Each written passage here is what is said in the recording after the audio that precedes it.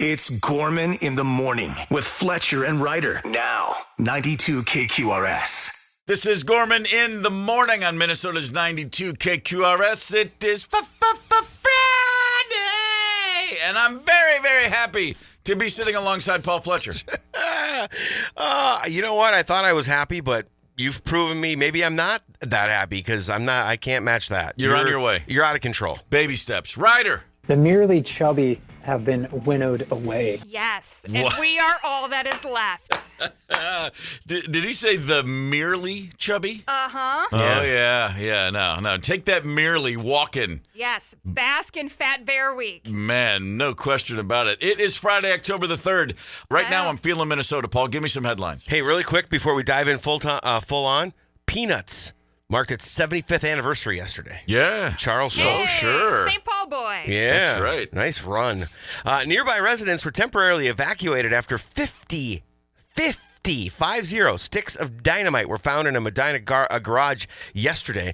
The West Suburban Fire District says it received a report from a resident who said he was just cleaning out an old garage when he found a box filled with around 50 sticks of dynamite. As a precaution, an evacuation alert went out to residents living in the nearby area while the Minneapolis bomb squad was called in.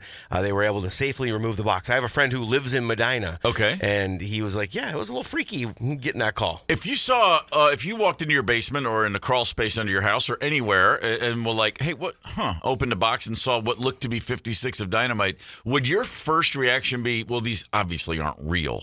That's what I'm thinking I would think. Because I've never seen a stick of dynamite. Makes sense. Makes sense. If it looked exactly like I imagined it to look, I'd think, oh, those are props or something. Yeah. I'm curious. I mean, that's just such a bizarre thing to find. I'm calling up neighbor Dan, and we're probably lighting them to see if they actually work or not. There you go. To be honest. Everybody needs a neighbor Dan. Yes, I'm definitely not calling the police.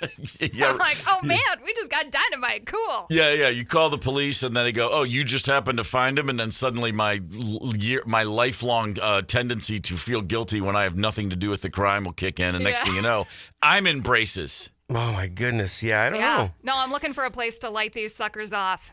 Okay. There was a massive fire at a California oil refinery last night.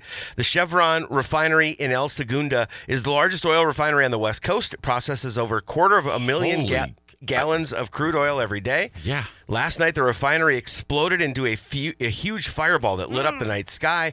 Roads were closed around the incident, and a shelter-in-place order was made.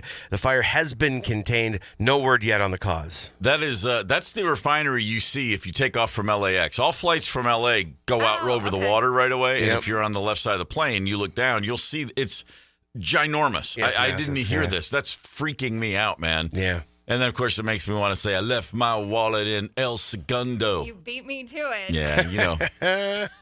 The Smashing Pumpkins are releasing a 30th anniversary edition of their landmark double album, Melancholy and the Infinite Sadness.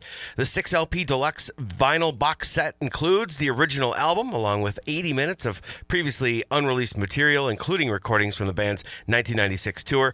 There's also a hardbound book with new liner notes by Billy Corgan, a custom tarot card deck, and 7 lithographs in a velvet slipcase. Wow. This one's pretty coming home massive. to Ryder's house. New liner notes. I wrote all the songs.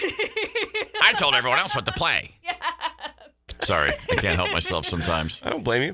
All races of the Twin Cities Marathon will go on as scheduled this weekend, as running conditions are considered code yellow, which is less than ideal for running, but they are going to continue. Marathon organizers say they are taking extra precautions to keep runners cool and hydrated, and racers should listen to their bodies. The races will bring in more than 30,000 runners to the Twin Cities this weekend. Yeah, I was so relieved to hear we're still going to get out there and race. I mean, man, I was like, oh, God, I saw the weather report, and I was like, don't tell me all this training is going to go for naught. Right? And then I realized, wait, no, I'm actually going to listen to my body, and I'm going to stay in bed. Yeah, on the couch with the air conditioning. Damn straight. How does the code yellow affect everybody pooping their pants as they run? Does it increase or decrease? I think it makes it a better chance of soup. Inquiring minds want to know. Good opportunity for soup. Stranger Things star Finn Wolfhard is reportedly developing a movie about The Replacements. Teaming up with his father, Eric, they're working to adapt The Replacements' best-selling biography, Trouble Boys, The True Story of The Replacements. Oh, my God. I know, right? Boy, go ahead. Sorry, continue. I mean, all the more reason for you to suddenly be appreciative of the Stranger Things universe, if nothing else, right?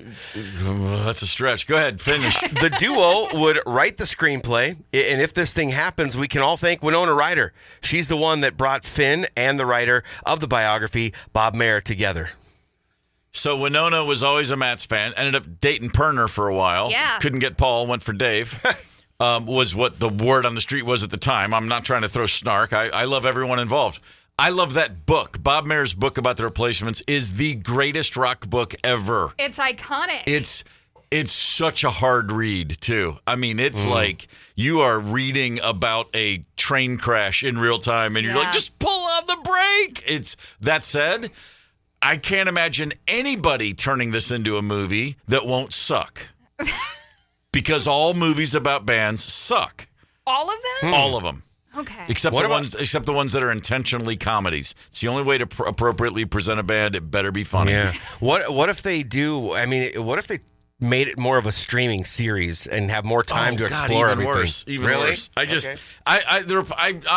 the worst person to talk about movies or TV shows about bands, having been in one and several for so long. Yeah. But especially about the Replacements. I don't know how you could thread that needle of getting the tone to be anywhere close to accurate. It would just be, I just imagine Hollywood people just making it over the top, crazier. It's crazy enough as it is with that good old fashioned Minnesota look at me, don't look at me. I don't know how you get that across on screen. It'd be tough. We'll see. You can tell I'm a little anxious about it already, and I've had this information in my mind for 90 seconds.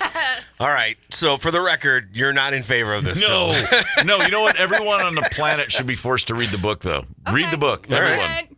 Record Store Day is coming up. Black Friday. It's going to feature exclusive vinyl releases from Bob Dylan, Zeppelin, Talking Heads, Fleetwood Mac, The Grateful Dead, and many more. Dylan's offering is the original freewheeling Bob Dylan and a 7-inch vinyl reissue of Masters of War. Zeppelin's going to release a 7-inch single of Trampled Underfoot. Motley Crue jumping into the mix with a 12-inch picture disc of Home Sweet Home. And then the list of exclusive releases also include Elton John, Tom Petty, Warren Zevon, Randy Newman, The Stones, George Harrison, Billy Joel. They're all offering never-before-released material or fresh variants.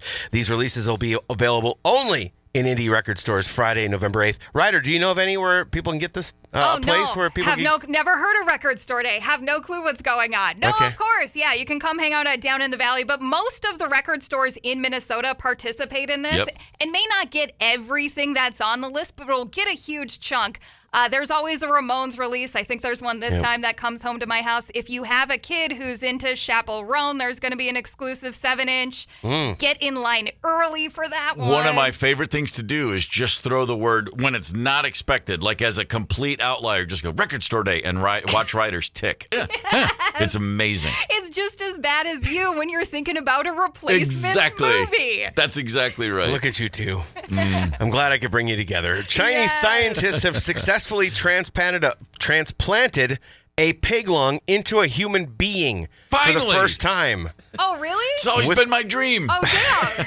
Well, this is actually cool. I went to a pig farm when I was 10, and I was like, I want one of those lungs. You're making this up. I am. With the organ partially functioning before it was removed, researchers used fancy technology to make 6 gene edits to the left lung of a pig whose organs are roughly human-sized. Right. They then transferred the lung into a brain-dead 39-year-old man.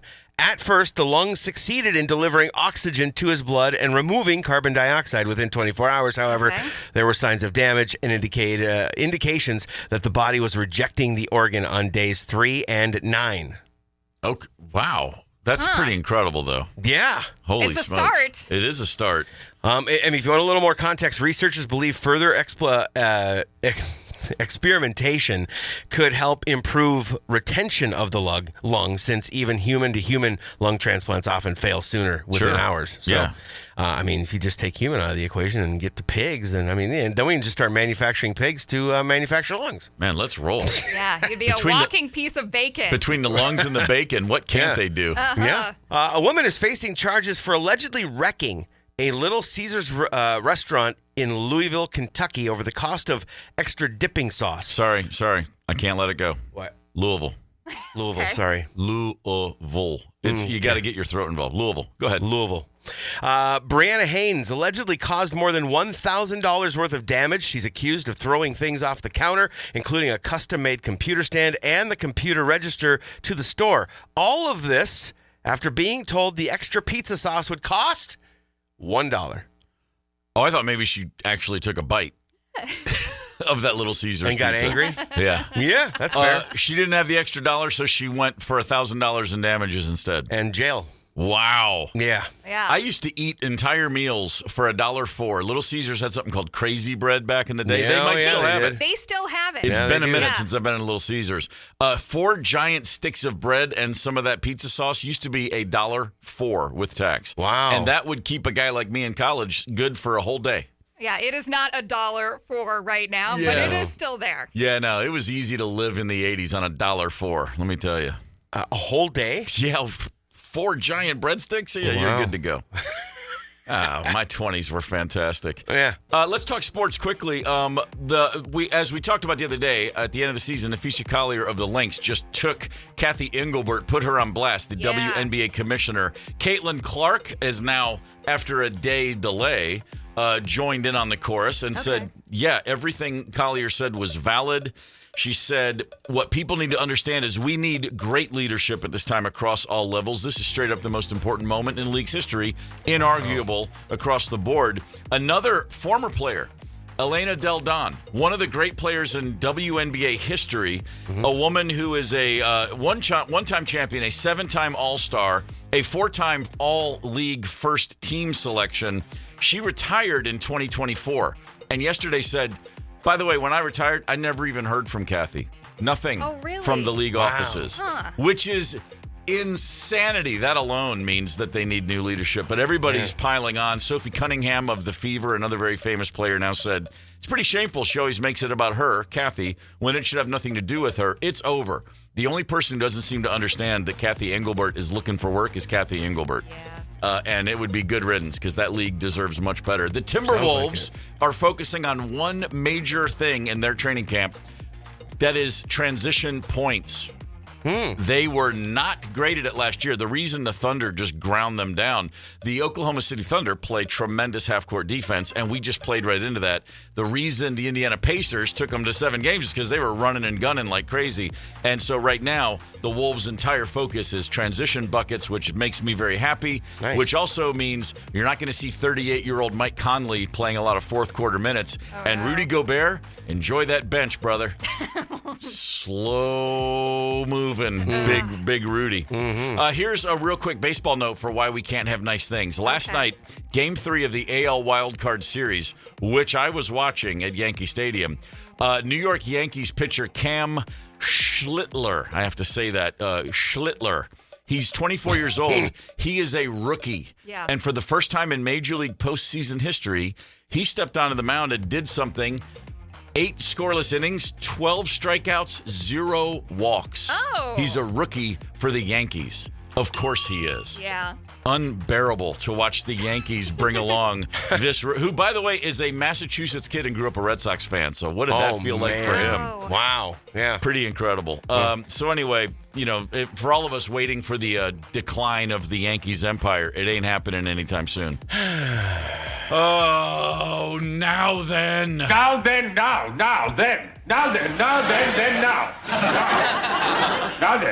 to have you with us now then. It's amazing that they had that whole skit built around this little town in Minnesota. Gorman in the morning. Coming right back. 92 KQRS. Streaming from 92KQRS.com. Gorman in the morning is back. 92 KQRS. Gorman in the morning, Minnesota's 92 KQRS. Everybody, at least once in their life, is in their car driving along, minding their own business, and then they hear something and go, oh, what the hell was that? Sure. And sometimes that noise just keeps on coming, and you're like, oh, this is driving me crazy.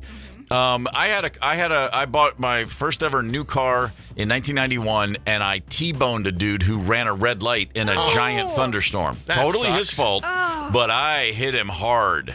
And the car, my front end was messed up. Yeah. I took it in. They said the frame was a little messed up, but we fixed it for you. Okay. And I never it was never the same. I never felt confident driving it. And I would hear noises that no one else could hear. I'd be like, did you hear that? And they're like, no, dude, that's just the road. I'm like, it's not the road. I can tell. Like, I just knew. Do you know what I mean, Paul, like, yeah. There's a certain thing when you just know there's no getting back the car I used to have. And it would make these weird noises. And I eventually got rid of it. I just couldn't stand it. I was in my own head so much. I was like, I don't care what anybody else says. There's something not, this car's not right. Did you ever hear a noise that sounded like this? In traffic, I have heard that noise, yes. So I understand the feelings of a noise that you just can't get rid of, or a feeling. But when that feeling is accompanied by actual noise, a woman had this exact same thing happening. There was a sound she was hearing over and over, and she couldn't figure it out. And well, you know what? Here, see if you can hear what this is. And I'm curious if either of you have any idea what this might be.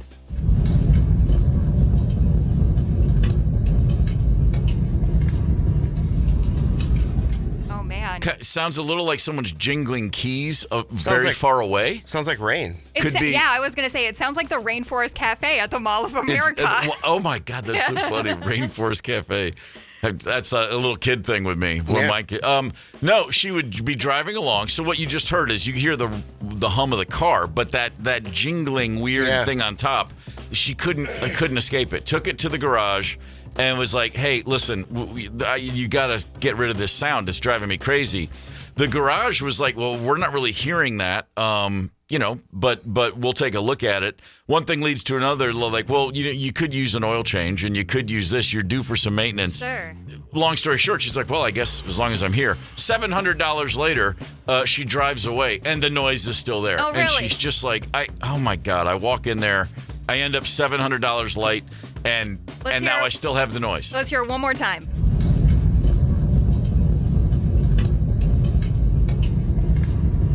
Yeah. 651-989-ROCK is the Luther Westside Volkswagen Talk and Text line. Any suggestions on what that noise might be? Are either of you going to put in an official guess? I will. Last fall I brought my car in for an oil change, and I park on the street in South Minneapolis, and the dude ended up removing a squirrel's nest that had been built in my engine block. I've heard about people like you. I've heard that can happen. The ones that attract squirrels? Yeah. Yes, they love me. Yeah, so it was just a crap ton of, dried leaves and twigs and stuff like that. I could see if it was built a certain place, how that might be making a bunch of noise. That was not the correct answer. No. Yeah. Fletcher, what you got? What do you got, Fletcher? God, guesses on what that is. I mean, it's obviously not rain. It's not rain. It's also not her uncle that usually lives in the attic sitting in the back seat reading a newspaper. It's not that. I mean, it could be something that's just something that's fairly light, that's loose, and you know what I mean, and crackling when going over bumps or whatever. You would think. Nope. She got back in her car and not even driving, sitting in the parking lot. She heard it still. Really? She's like, this right is going. While she was still at the not moving. Yep, not moving. Way after she should have, she took a look at that, the screen on the dashboard, what they call the infotainment screen, and recognized, my phone, there's an app in my phone that apparently has been triggered. It's the Sounds of Nature app, and it was playing a crackling fireplace through the car's speaker system. How do you not know that? Crackling and popping wood. Hold on, one more time. This is bonfire noises coming from her phone. Not really a bonfire, just a nice little fireplace. I'm sorry. Yeah. You're not real. You're not all. The wires aren't all connecting. If you mistake that, you're at best distracted. At the very That's fair. That's saying it nicely. Listen, when I was a kid, my dad would always say to me, if I couldn't get the can opener to work or the oven or whatever, he'd say, kiddo, you got to be smarter than the machine.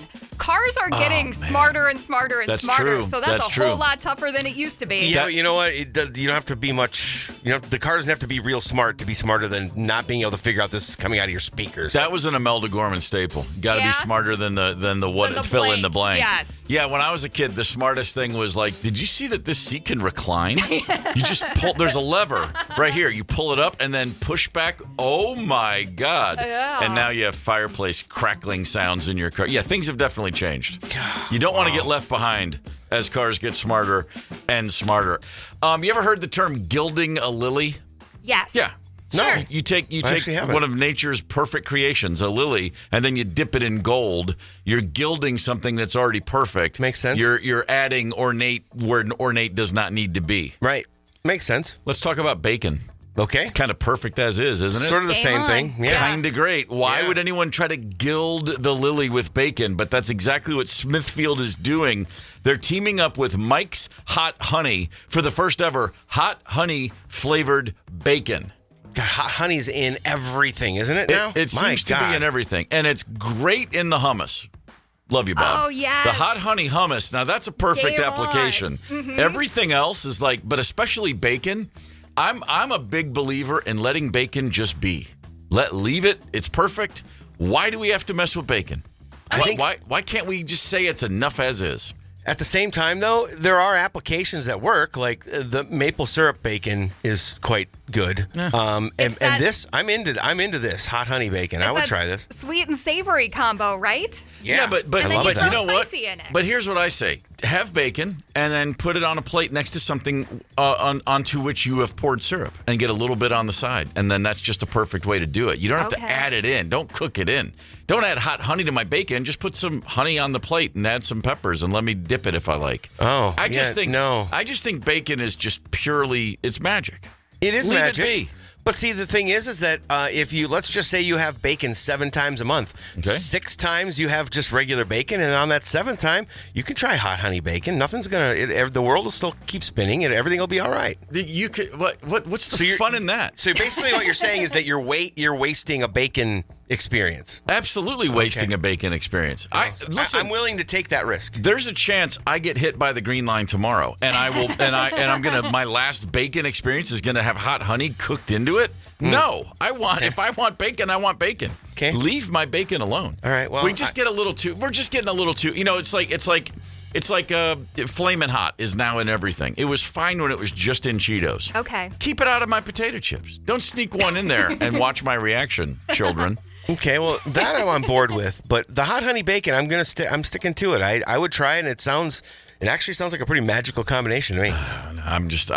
It's like there's so many things that people get excited about, and then you go and you find yourself trying it, and you're like, really? And so I just imagine it's going to add this to the list of less than exciting debuts in my taste buds. Well, that's very well possible. But I'm just saying I'm willing to try it, and it sounds like a good combo. What was the last time you went for something, a beverage or a meal, you got all hyped, and you were like, that's just nothing. This is not exciting. I've talked to countless people who say, I went to Krispy Kreme donuts, and it was just a regular donut. And the answer is, you got to get them when they're hot. Yes. Wait for the hot sign. When it says hot donuts now, run in with all the energy you have. But if the hot donuts now sign isn't on, it's just like any other donut. I have friends who swear they live on Dunkin' Donuts, and I'm like, I don't get it. What am I missing? But it's just, the cultural things get in the way. But the greatest letdown I've ever had, there may be a photo of me somewhere out there in the world at a Renaissance fair. Maybe. It might exist. There may have been one time I was talked into going to a place like that. and there may have been one time I got one of those giant turkey legs. Like that's what I was like, you know what? By God, I want one of those. Yes. And it was a turkey leg shaped sand biscuit is what I called it. It was so dry and smoked out. And I was like, man. What do I have to dip this in that flagon of wine to get any moisture? It was the single most, because I was told the whole time, dude, the turkey legs are amazing. And I'm like, and it was just sand on a bone. I had the same response. Plus you have like tendons and whatnot that you're trying to eat around, and it's just an awful experience. It was pretty awful. Mm-hmm. I took a sip of kombucha over 10 years ago when that became the thing everybody was drinking. And it just tasted like what I called sewer water. Have you tried it? Complete with chunks of stuff. Have you tried it since? No. Okay, I think they've improved it because it's... Yeah, they put booze in it. There's a place in town called Booch that sells hard kombucha. It's boozy kombucha. Always a step in the right direction. Yes. Yeah. No, you can add booze to pretty much anything. You know what? Like I said, dip that turkey leg in the wine. You add booze and you get through it. Mm-hmm. No, I had some kombucha and it looked like it did look like something you'd see in a science lab of like pulpy. Yeah, like when you're a kid and you drop the zinc into the hydrochloric acid to see how long it takes to dissolve. That's what it made me think of. Interesting. Yeah. See, I've had some in the last couple of years. It's been pretty good. And it kind of burned my tongue. It was acidic, and it was just like, you know what? I just realized I think it actually was sewer water. Yeah, I was way high in Amsterdam, and I was confused. My bad. Connect with us on the KQ Talk and Text line, 651-989-ROCK. That's 651-989-ROCK. 92 KQRS. Finest work song from REM from the 5th album, Document. Yes. So you've got this band with Mike Mills from REM. I certainly do. That you just kind of announced. And like when we first got this morning show going, the running joke for 3 months was trying to come up with a band name. That's right? true. Yeah, Howl Owl Howl. We did come up with a name. We did announce the band last week. A band whose origins date back to, as all things do, a school gig, oddly enough. I asked Darius if he would come up and sing at my kid's school for a fundraiser gig I had to throw together, and he, being Darius, went, sure. And then he followed it up with the greatest text ever. I'll get Mills to play bass. Cool? ? And my answer was, yes, it is. And so before you know it, all of a sudden, there we are talking about playing a gig at my kid's school. One thing leads to another. After that gig, Darius said, hey, man, I've been thinking about this, actually. It's cool that you asked, because let's start a band. And again, I said, cool, let's do that. And so Darius and Mike and I, this conversation started back in 2019. I mean, it's been cooking for a while. What happened in 2020? That's right, a global pandemic. So everything got hijacked for a few years. Mm-hmm. Long story short, we came back around a couple years ago. Hey, let's get some songs together. And so the music started. We really liked where it was going musically. We started recording. And every time we'd get together, it just got a little more momentum and a little more momentum. And then we decided, hey, let's actually do something. Great day and also the worst day, because that meant we have to come up with a name. Yeah. And boy, did it take a while. I mean, hundreds of submissions. The only way to find a band name is everybody say everything that occurs to you. The dumbest ideas might work. You never know. And I tortured you guys for months. I was like, listen to this name. What about this name? What about this name? Mike said... in a text months ago, Mike just threw out Howl, Owl, Howl. And I went, nope. And Darius went, nope. And then we moved on. And he goes, man, I kind of like that one. And I didn't think about it again. And 2 days later, I woke up in the morning. The first thing that hit me when I woke up, Howl, Owl, Howl. I could just see the words. And I was like, oh, my God, that's great. My first thought was this. Well, anybody that ever sees that will not say, wait, what is that again? They'll know it's a band. And it's like, whether you like the name or not at first, it's like, it's one of those names you just don't forget. Right. And so I thought about it for a little while. And later that day, Darius texted just me and he goes, hey, man, is it nuts? But I kind of like that Howl, Owl, Howl now. And I was like, oh, my God, I do too.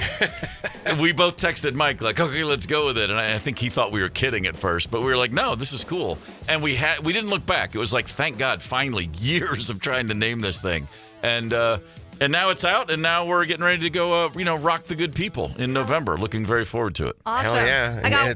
I got one question, and I know you're going to hate it already, but I've heard it a lot. What is this band going to sound like? This band is going to sound like, okay, imagine if you took all of your favorite music and put it into a blender and then added some hot honey.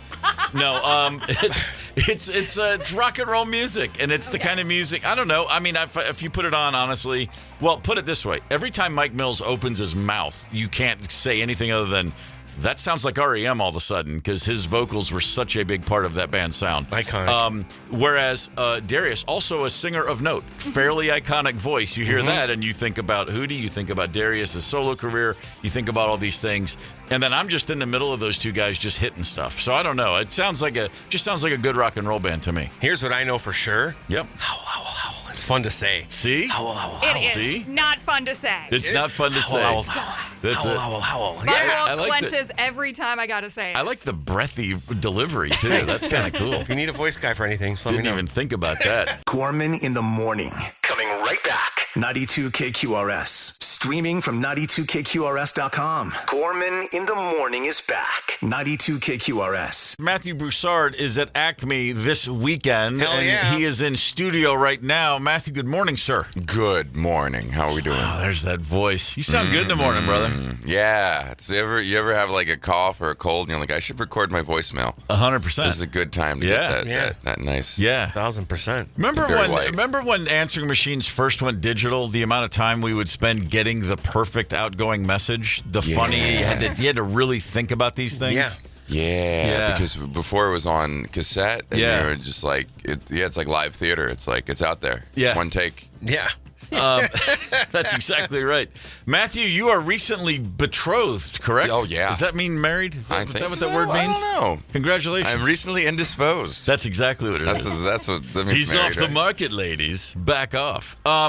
So congratulations for that. Your wife is also a comedian. That's correct. And you guys sit around and just talk about how you're so much cooler than all of your couple friends, I would imagine. Oh, yeah, except all of her couple friends are comedians. That's too bad. Yeah. You got to branch out. And one of her best friends is May Planner, who's married to Mark Norman. So that's a hard competition right there. That's tough. That's tough. Wait a minute. So Got to lower that bar, bro. You're comedians that are married, and you have other couple friends that are married comedians? Yes. Wow. Yes. It's a whole thing. Yeah, May and Start Mark. a commune, maybe. Yeah. May and Mark live around the corner, and we trade cats. So both of us go out of town a lot. So we leave our cat at their place, and they leave theirs at ours. So our cats are very good buddies with each other. That is far more impressive than people getting along. That's really good work Cats on getting everyone's along. point. Yeah. Yeah. Our cats get along great. Really? Yeah, Greg and Password. I guess I have all the jerk cats then. My cats don't want to be around other cats. Cats hate cats. Yeah. Cats hate cats. Yeah, dogs are just like, hey, you're a dog, I'm a dog. Cats Hell are yeah. like, there's not supposed to be others. Right. Exactly. Yeah. No, so props to all of you for getting cats to get on board with each other. Like women. Sounds like good parenting. Good cat parenting. Good cat parenting. Yeah. Last night, midnight, Taylor Swift dropped her new album. Your thoughts? How many times have you listened to it? Oh, I haven't. Oh, come I haven't heard on. about You this. can be honest. I haven't heard about this. Did she talk trash on Charlie XCX? Yes, she did. Okay, Yes, she I've did. been You listening did to hear Charlie that. XCX all week. I like her. My wife showed me a song by Charlie, and I already like Charlie, but she's really good. She didn't talk trash. She took a big piece of hickory up to the backside. She went deep on Charlie XCX. What is it? Because Charlie's made one line about bland Barbie or something like that. I love that you know this. That's the one I know. I follow pop heads. Something. I used to follow some pop subreddits just to stay up. Yeah, on sure. pop culture. 'Cause I don't follow it on my own. I need to for comedy. So I like. Got it. That's my like. I feel like I read pop culture like I'm reading a history book for class. Where it's just like this is just assigned reading. So what did she say about Charlie? I just read this whole thing. There's a song where Charlie XCX referenced Taylor, called her Barbie or something, and then she says bland, bland Barbie. It's like, I hear you call me bland Barbie when you got guts because you're on coke, and then just goes into this whole thing about you spend more time thinking about me than any man ever did. Thanks for loving me so much. It's a real hard, subtle, making fun of the fact like I'm so in your head and I don't even think about you. And she's going right to the well. Oh, I think they both care a lot. Oh, they care so much. I think that's a very whose side are you on? I remember back. Oh, well, let's see. Flip a coin. If you're a Charlie guy, I'll be a Charlie guy. I wouldn't know a Charlie XCX song if it hit me in the face, but I'll go on there. I'll stand for Taylor. Okay. All day. She's a really good artist. Charlie is one of those like you would think that it's just like bland pop. It's very inventive. It's very interesting sounding. She's been around a little while. She's not just like some like 22-year-old who had a hit album. It's one of those rare cases in the music industry now where someone has 2 or 3 albums and then they pop off. It's either you pop off on the first album now or you're done. I blame all of this artist beef. It all goes back to Axl Rose. If you remember, the Illusion albums, Get in the Ring, that song, where he name checks all of the music journalists that slagged him and other people. Whoa. Get in the ring, MFer. And then he was like, you're just plucking like some random guy who wrote Bob for Kerrang. Guccione over at Spain. But some of them are like just a guy at Kerrang in London living in his mom's basement writing reviews, and his name is in a Guns N' Roses song all of a sudden. That was That's awesome. Sick. That's pretty good. So sick. There's a great Hannibal Buress joke where he breaks down the "Hit 'Em Up" by Tupac. You know, I think it's the part at the end of the song where he just keeps ranting. Okay. And it's like, this doesn't even rhyme. This could have been a voicemail. It's Hannibal's joke. It's one of my favorite. This could have been a voicemail. It's so funny. That's really good. Yeah. Matthew Broussard is in studio. He's at Acme this weekend. Ever been in a bar fight?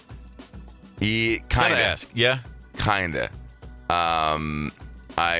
Someone tapped me on the side of the head, just like smacked me on the side of the head, and I came back and did the same thing to them. Sure I think they shoved me. I don't know if I hit the floor, but they were grabbed before anything sparked up. And then in middle school, my buddy and I were we're just making fun of a guy who was much bigger than us, and he just grabbed me by the neck and threw me to the ground. And that ended very quickly, too. Yeah. It was a really ghetto middle school. That's all it takes. Yeah. But really? Mm-hmm. And then, last time you were here, we were talking. Yeah. You went to, was it Westminster? Lovett. Lovett, yeah. You went to Lovett. I know the Atlanta school, sorry. Of course you do. Lovett school, but from a middle school to Lovett, so that's going into a different stratosphere. I went to a public school in Corpus Christi, Texas, one of the lowest, one of the poorest ones, because I went in through the magnet program. Okay. So, interesting. There's teen pregnancy and knife fights, and kids are already smoking weed in middle school. Right, yeah. right. Yeah. And then I looked like a backup singer for Hanson. not one of the Hanson No, brothers. no. Too small a backup for that. singer. Yeah. And then you move to Atlanta and go to a gilded Riverside. I know the Lovett School enough to know that I didn't go to the Lovett School. Holy crap! Like Dallas or something. Yeah, dynastic wealth. Yes, Coca-Cola money, cotton money. Yeah. Your parents just wanted to give you as many experiences as possible. This will be good. This will be character building for the young lad. It was going from that to Lovett was like a lack of culture shock. Like how. Just monolithic, where I'm like, everyone has the same haircut and they wear the same pants. Yeah. They all dress like their dad. It was so weird seeing high school men dress like their dad. We go to parties and kids would wear khakis. People would sneak out and go to parties and have secret parties, and they'd wear khakis. No. This is how we all feel united, though. Lack of culture shock. I love that. That's good. Were you Atlanta? I lived there I moved there when I was 21, but I know a lot of people that either went to those schools or now their kids go to some of those schools. Mm-hmm. So I'm, vaguely familiar. I had a buddy who went to Pace and a buddy who went to Westminster, and that's all right near Lovett. They're all in that all northwest. The same thing, copy paste. Yeah. All the Buckhead schools, I guess they would be. Yes. But no, I missed all that. I got there after the fact. Does Minneapolis have anything equivalent? Is there there's some schools here for sure. Minnehaha Academy, Creighton-Durham Hall. Okay. Yeah. Yep. Yeah. Is it as preppy? Is there a ruggedness they still try to hold here? Because I feel like people try to be tougher. No. They're all trying to be good at hockey. Okay. So there's an really inherent toughness there. To that. Yeah. Yeah, but I wouldn't say that there's a grit to these schools, those schools. Not maybe even a couple, fake one? maybe a couple of them, but like St. Thomas Academy, they pattern themselves after a military. Like it really is a military themed high school. So that's got some grit. Themed. Sure. Yeah. Yeah. I don't know how deep it goes. Like a I've never toga researched themed it. party. Yeah. I lived in Nashville for years and raised my kids in Nashville, and right in our neighborhood there's an all boys school called Montgomery Bell Academy, MBA, and it's an all boys military academy founded in 1865. And if you want to know what happened in 1865, the South was regrouping. And that school still exists, and it's a hardcore. And the guy that wrote Dead Poets Society based that movie on his experiences at that school. Oh, yeah. Wow. Yeah. Huh. And they have indoor shooting ranges and all kinds of cool stuff like that. And it was like, wow, really? Okay. Yeah, my kids didn't go there. Okay. Indoor gunplay wasn't really part of the curriculum we were looking for. You know. Matthew Broussard, you're at Acme. You got 2 shows tonight, 2 shows tomorrow night. How many times, off the top of your head, would you say you've performed in Minneapolis? I think it's my 6th or 7th weekend at Acme, Minneapolis. And nice. I'm not trying to flatter the people of this wonderful town. It's considered the best club in the country. Yeah, it is. It's up for debate with maybe 2 other clubs, but comics consider it the best room in the country. For good reason. It still does Wednesday shows. There's just a built-in crowd. Yeah. You guys are awesome. It's really great crowds here. No, it's a real, and I always ask because it's just great to hear, because it's something before I moved here, I was well aware of Acme. I mean, it is truly that. There's Acme and there's First Ave for music, and they're both nationally renowned, to say the very least. Yes, and it's just culturally a really cool city. It's really, I don't know if everyone realizes Minneapolis has like the best of the Midwest without the ego of Chicago and... just good people. Like any city, there are issues, there are concerns, and I hear a lot of locals talking about, oh man, you don't know, it used to be, and I'm like, you guys haven't traveled enough to not realize, like, I'm coming from Nashville, the boom town of all boom towns, and it's like, no, trust me, you got it's good up here. There's a lot of long-term goodness that is still very evident to anybody from anywhere else. Yeah. Let's just keep this conversation though in the confines of the state of Minnesota. We don't need to talk about this outside of Minnesota. We don't need anybody coming here. Just stay away. Leave us alone. Let us do our thing. You saying that directly after Nashville is very appropriate because Nashville turned into a lot of cowboy hats made in China. Everyone always says, "Do you miss it?" And I'm like, "No, God, no. I never think about it." Yeah. Do you travel a lot in your own time? I mean, you're on the road a lot. So when you have time, does it ever occur to you, like, you know where I haven't been lately? Yeah, I'll set it up for comedy if I can. But yeah, I do travel. Nice. In addition to my work travel, which is it's important. Incessant. Yeah. Well, my wife is like, she was like, "You've been working a lot lately. We should take some time off and travel." Right? That's like, but that's all I'm doing. Yeah. Do you have a favorite spot you've been recently? In general, I think the best trip of my life was Anchorage, Alaska. Wow, that was the coolest thing, and not Anchorage itself, We've but actually around talked about going there, my family and I. So yeah, I went in September, which is not even like prime time. It was the coolest thing I've ever seen. It's not that it feels big; it's that it feels like you went to Colorado, but then someone shot you with a laser that made you 2 feet tall. Yeah. Wow, that's a really cool way to describe it. Yeah. Okay. All right. You're like, I could ride that bird. I don't understand. Yeah, right. Incredible people. It's the opposite of New York and the exact same as New York in some ways. Go to Alaska or do mushrooms. The choice is yours. You get the same experience. It sounds like if you do the right mushrooms. If you do mushrooms in Colorado, you might feel like you're in Alaska. Is that what you're saying? Yeah. Matthew Broussard, comedy at Acme tonight and tomorrow night. You were a high school kid, what, 90s, early 2000s? Early 2000s. Early 2000s. Were you going to concerts in Atlanta? And if so, what was the first one? First rock show you remember going to? First band I ever saw live was Trapped. Trapped. Oh, wow. Buddy. Back off, I'll take you on. It's wrong. Where was that gig? That was a Midtown, Midtown a Music. festival. Yeah, great festival. Yes. And I thought they were so cool. They were. I didn't go to many concerts in high school. No. Best concert I've ever been to, and I swear by this. Yep. Lonely Island. Really? Really, truly. Lonely Island. I saw them at a festival I was on, and I was watching from the back, and I go, "That's pretty good." Yeah. And then I was just like, I listen to their songs. Even when the songs dropped, and that's the SNL band, by the way, Andy Samberg's person. Right. And I was just like, I know some of their songs, and they played like 20 songs. I knew every word to every song. Yeah. And then I saw them a year later at King's Theater when they did it, actually made it into like a real show. It was just wall-to-wall funny, and they're good songs. Yeah.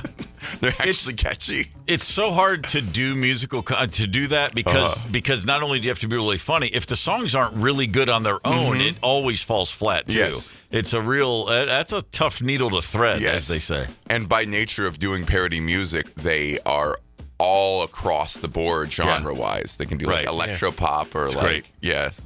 That's fantastic. That's awesome. Matthew Broussard, you are welcome back anytime, brother. Thank you so much. I'm glad you got out of bed and made it over today. I'm here. Yeah, it's good to see you. I'm queer. Get used to it. Yeah. Go to Acme Comedy to see Matthew Broussard. You will enjoy the show. Gorman in the morning. Coming right back. 92 KQRS. Streaming from 92KQRS.com. Gorman in the morning is back. 92 KQRS. Here's your last word. On Fridays, I like to have the last word just be the last word, a quote from somebody. Okay. Maybe you've picked up on the trend.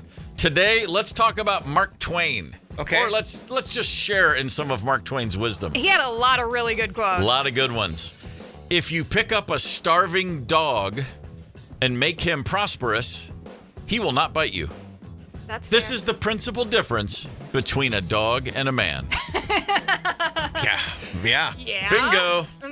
As has been said many bajillions of times. Yeah. Well said, Mark Twain. Very well said. What's coming up next on this very radio station, Paul Fletcher? Holy buckets. I opened up the prize closet, if you will, and I have my text keywords for $1,000, of course. Okay. Sandler tickets at 11:30. Nice. Okay. Let's go with the Sandman. Man, We're going to have a Friday. Gorman in the morning is also Gorman on the go. Get the 92 KQRS app and stream live or catch the Gorman in the morning podcast anytime. 92 KQRS.